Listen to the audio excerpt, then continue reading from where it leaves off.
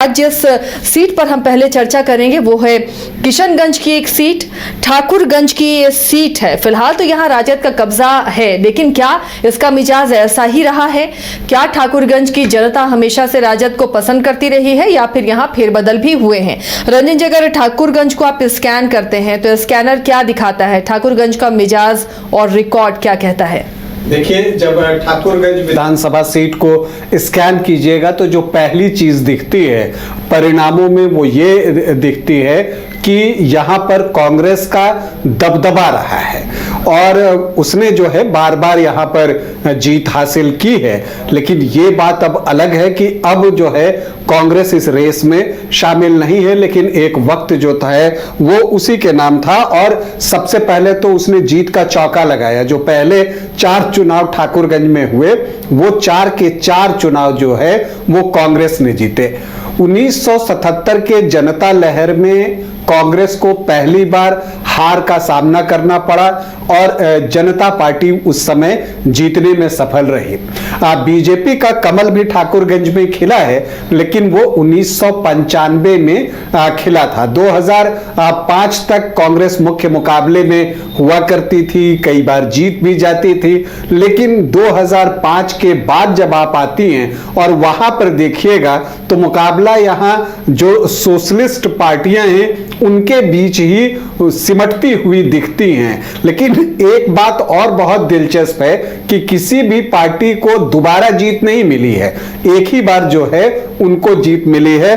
In fact Congress को अगर हम छोड़ दें तो कोई भी एक दल 2 बार ठाकुरगंज की सीट को नहीं जीत सका है।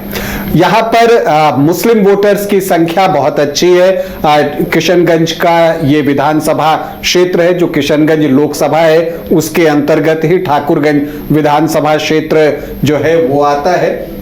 और यहां पर इस बार जब लोकसभा का चुनाव 2024 में हुआ था तो यहां पर जेडीयू को बढ़त मिली थी, लेकिन एक त्रिकोणीय मुकाबला था और यही नेचर इस सीट का रहा है। आमतौर पर त्रिकोणीय या बहुकोणीय मुकाबला देखने को मिलता है और चूंकि यहां मुस्लिम वोटर्स की संख्या ज्यादा है, पिछली बार जो है AIMIM की एंट्री हुई और असदुद्दीन ओवैसी की पार्टी ने भी यहां से चुनाव लड़ा। 2020 में उनका प्रदर्शन कैसा रहा इस पर हम आगे बातचीत करेंगे जब आंकड़े बताएंगे। लेकिन एक बात तो है कि सीमांचल में इस बार 2025 में असदुद्दीन ओवैसी और उनकी पार्टी AIMIM और जो बिहार के सदर हैं अख्तरुल इमान, ये बहुत गंभीरता के साथ और एक आप कह सकते हैं कि ये चुनौती पेश कर रहे हैं बाकी पार्टियों के लिए भी, और एक दावेदार के रूप में AIMIM जो है उभरा है। इस बात से इनकार नहीं किया जा सकता और ये कहना पड़ेगा कि 2025 में ठाकुरगंज में जो परिणाम आएगा उसमें AIMIM की भूमिका भी महत्वपूर्ण होगी। तो क्या जैसे कि यहाँ हर दल एक बार जीत रहा है और दोबारा अपने आप को रिपीट नहीं कर रहा है 2005 के बाद देखने पर जो दिख रहा है, तो क्या इस बार एक नया दल यहां से जीत हासिल करेगा? ये देखना दिलचस्प होगा, या जो एक बार जीतने की जो एक आदत सी हो गई है इस सीट को, यहां पर RJD उसे बदलेगा और दोबारा जीत हासिल करेगा, या JDU वो भी जो है इस मुकाबले में है और मुकाबले को दिलचस्प बनाने की पूरी तैयारी कर रहा है। इन सब के बीच एक उम्मीदवार हैं जो पिछली बार निर्दलीय लड़े थे, उनकी भी चर्चा करेंगे, क्योंकि कुछ कंटेंडर यहां पर हैं जो आपस में भिड़ते रहे हैं। फिलहाल हम रिकॉर्ड्स की तरफ बढ़ें तो कुल 15 चुनाव ठाकुरगंज में हुए हैं, जिसमें कांग्रेस को 8 बार सफलता मिली है और इसीलिए मैंने कहा कि इस सीट पर कांग्रेस का दबदबा है। लेकिन उसके बाद आप देखिए तो RJD, JDU, LJP, SP मतलब समाजवादी पार्टी, BJP, जनता दल और जनता पार्टी सभी को एक बार ही इस सीट पर सफलता मिली है। मोहम्मद हुसैन आजाद 3 बार यहां से जीते हैं, सर्वाधिक जीतने वाले वो विधायक बने हैं, 3 बार यहां से उनको सफलता मिली है। अब हम आखिरी 3 चुनाव के आंकड़ों पर गौर करते हैं। 2010 से शुरुआत करते हैं और उस समय अगर आप देखिए तो एलजेपी से नौशाद आलम चुनावी मैदान में थे, जेडीयू से गोपाल कुमार अग्रवाल चुनाव लड़ रहे थे, कांग्रेस से जहुद्दुर रहमान थे, पूनम देवी जेएमएम से थी। यहां पर चूंकि जो एसटी वोटर्स हैं उनकी संख्या अच्छी है, तो झारखंड मुक्ति मोर्चा जो कि अभी झारखंड में सरकार में है, वो पार्टी भी जो है आपको ठाकुरगंज में चुनाव लड़ा करती थी। इसके अलावा एनसीपी से मोहम्मद मेहर अली थे। तो एक क्वाड्रेंगुलर फाइट यहां पर चतुष्कोणीय मुकाबला हुआ, जिसमें गोपाल कुमार अग्रवाल जो जेडीयू के प्रत्याशी थे उनको 29,409 वोट आए। जो कांग्रेस प्रत्याशी थे जहुद्दुर रहमान उनको 15,652 वोट आए। पूनम देवी जेएमएम की प्रत्याशी थी, उनको 10,715 वोट आए, मतलब कि 8.34%। एनसीपी प्रत्याशी को आए 11,462, मतलब 8.92% वोट। और नौशाद आलम एलजेपी से चुनाव लड़ रहे थे, उनको आए 36,372 वोट, मतलब कि 28.3%। और इस सीट पर एलजेपी को पहली बार जीत मिली और नौशाद आलम जो है 6,963 वोटों से चुनाव जीत गए। 2015 आते आते तक परिस्थितियां बदल गई थी। जेडीयू आरजेडी कांग्रेस का गठबंधन बन चुका था, एलजेपी एनडीए के फोल्डर में था यहां पर। तो यहां पर क्या होता है, जो नौशाद आलम थे वो जेडीयू का दामन थाम लेते हैं और चुनावी मैदान में उतर जाते हैं। उनके सामने अगर हम बात करें तो जेएमएम से अहमद हुसैन थे, इसके अलावा समाजवादी पार्टी से फैयाज आलम थे और आपको एलजेपी से गोपाल कुमार अग्रवाल चुनावी मैदान में थे। अगर आप यहां देखें तो जो तीनों चुनाव जिनकी हम चर्चा कर रहे हैं, वहां गोपाल कुमार अग्रवाल और मोहम्मद नौशाद आलम आपको तीनों चुनाव में दिखेंगे। गोपाल कुमार अग्रवाल हर बार अलग दल से आपको दिखेंगे। तो गोपाल कुमार अग्रवाल को 2015 में जब एलजेपी से लड़ रहे थे 66,152 वोट आए, मतलब 36.74%। और जो मोहम्मद नौशाद हैं उनको आए 74,239 वोट, मतलब 41.23% वोट। और फैयाज आलम जो समाजवादी पार्टी के प्रत्याशी थे उनको 12,136 वोट आए और जेएमएम के प्रत्याशी अहमद हुसैन को 11,176 वोट आए, मतलब कि 6.21% वोट। और मोहम्मद नौशाद आलम की ये लगातार दूसरी जीत थी, मतलब उन्होंने अपनी सीट बचाई लेकिन दल बदल गया था। पिछली बार एलजेपी से थे, इस बार जेडीयू से वो चुनाव जीते 8,087 वोटों से।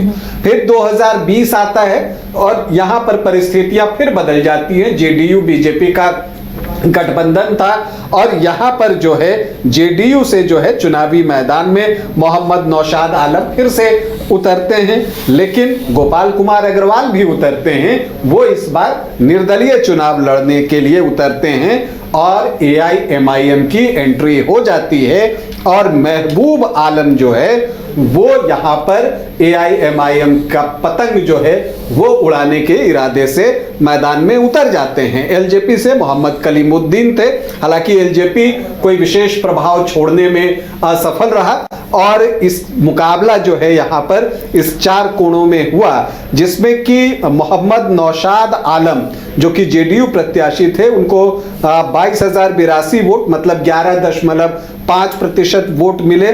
लेकिन आरजेडी से सऊद आलम जो है वो चुनावी मैदान में थे। वो किशनगंज के पूर्व सांसद असराउल हक के जो है वो बेटे हैं, तो वो आरजेडी से उतरे और आप देखेंगे कि पहली बार ठाकुरगंज में लालटेन जला।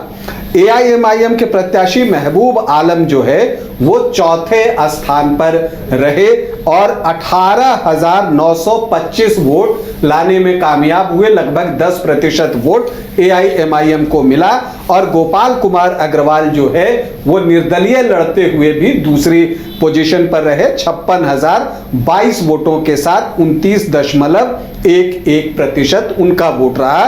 तो यहां पर जीत मिली सऊद आलम को जो कि आरजेडी के प्रत्याशी हैं 23,887 वोटों से। तो ये पिछले 3 चुनावों का रिकॉर्ड है और आपने देखा कि हर बार दल जो है वो अलग है। सिर्फ नौशाद आलम 10 में भी जीते, 15 में भी जीते, लेकिन दल हर बार बदलता रहा। इस बार क्या होगा, दावेदार कौन कौन है? तो देखिए AIMIM से बहुत लोग टिकट चाहते हैं। सीमांचल में असदुद्दीन ओवैसी ने अपने को जो है पूरी तरह से झोंक दिया है। जो उनके 4 विधायक टूटकर आरजेडी में गए हैं, इस बात की एक जज्बाती अपील करते हुए वो दिखते हैं। अख्तरुल ईमान पूरे जोर शोर से लगे हुए हैं और उनका प्रयास है कि यहाँ पर जो है वो बेहतर प्रदर्शन करें। जो वो बातें कहते हैं कि 4 गए हैं 24 लेकर आएंगे, तो वो ठाकुरगंज में जो है बेहतर प्रदर्शन के लिए कटिबद्ध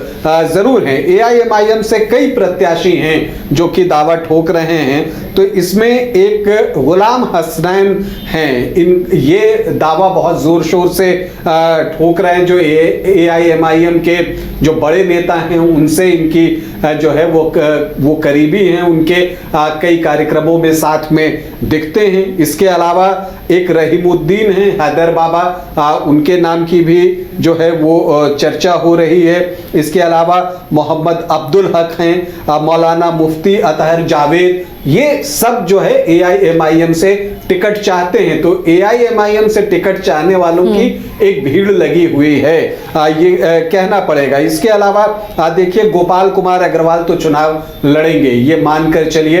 पिछले कई चुनाव से वो लड़ रहे हैं, उनको कोई पार्टी टिकट दे न दे वो निर्दलीय लड़ जाएंगे। अगर कोई पार्टी टिकट देगी तो पार्टी से भी जो है वो लड़ सकते हैं। पिछले 4 बार से जो है हर बार अलग अलग दल से लड़ रहे हैं, लेकिन अच्छा प्रदर्शन भी कर रहे हैं। जो पोलराइजेशन हो रहा है उसमें इनको वोट मिल रहा है और ये जो है इनकी नजर मुस्लिम वोटों पर भी रहती है और ये कहते भी हैं कि सुरजापुरी समाज को हम आरक्षण दिलवाएंगे।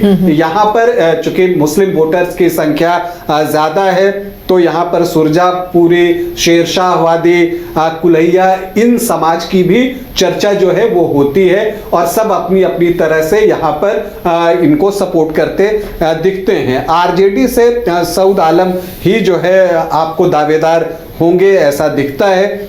JDU से मोहम्मद नौशाद आलम का नाम सबसे आगे चल रहा है। तो ये दावेदार हैं ठाकुरगंज में। अगर आप यहाँ के जातीय समीकरण को देखिए तो वो उतना मायने नहीं रखता, क्योंकि यहाँ पर मुस्लिम बहुल्य जो है वो इलाका है। यहाँ पर अगर आप देखें तो 58% जो है वो मुस्लिम वोटर्स की संख्या है।